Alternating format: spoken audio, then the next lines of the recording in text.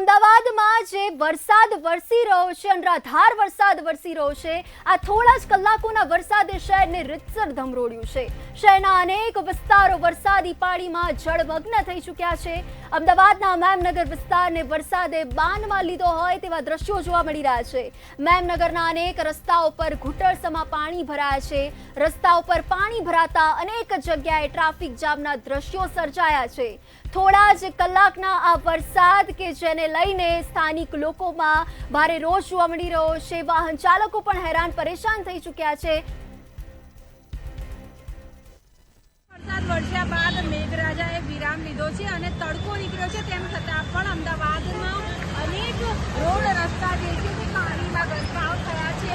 મોટા ભાગના વાહન ચાલકોના વાહનો જે છે તે બંધ થઈ ગયા છે। મેમનગર વિસ્તારના દ્રશ્યો અમે તમને બતાવી રહ્યા છીએ, જ્યાં અત્યારે હાલ આપ જોઈ શકો છો કે રિક્ષા જે છે તે બંધ પડેલી જોવા મળી રહી છે।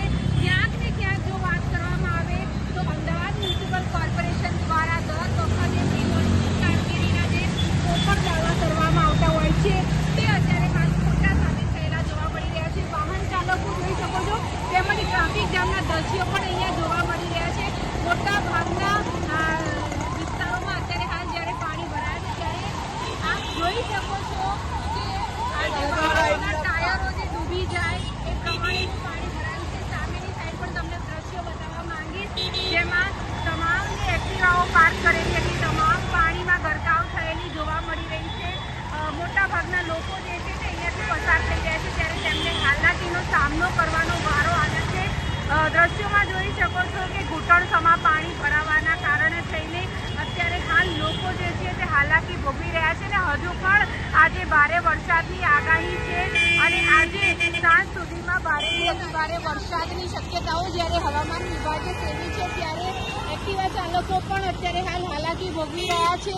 મોટા ભાગના જેટલા પણ વાહનો અહીંયાથી ટુ વ્હીલર અને ફોર વ્હીલર નીકળી રહ્યા છે, તમામ વાહનોના ટાયરો જે છે તે પાણીમાં ગરકાવ થયેલા જોવા મળી રહ્યા છે, જેના કારણે થઈને અત્યારે હાલ લોકો જે છે તે ખૂબ જ હાલાકીનો સામનો કરી રહ્યા છે। હું પોતે પણ તમને પાણીમાં જઈને બતાવવા માંગીશ કે આટલા પાણીની અંદર લોકો અત્યારે હાલ જવા માટે થઈને મજબૂર બન્યા છે, કારણ કે ક્યાંક ને ક્યાંક તંત્રની નિષ્ફળતા જે છે તે અત્યારે હાલ જોવા મળી રહી છે।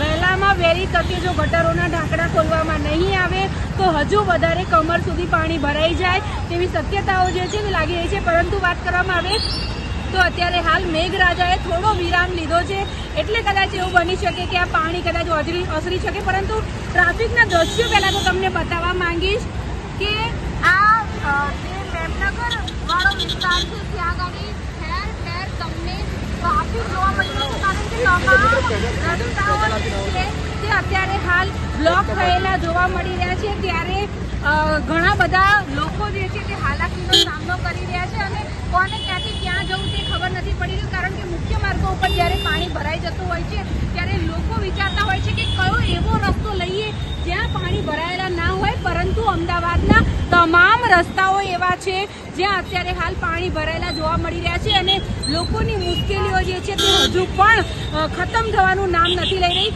માત્ર 2 દિવસના વરસાદમાં જો આવી હાલત હોય તો અમદાવાદ મ્યુનિસિપલ કોર્પોરેશને ખરેખર પોતાની કામગીરી જે છે તે સારી રીતે કરવાની જરૂરત છે।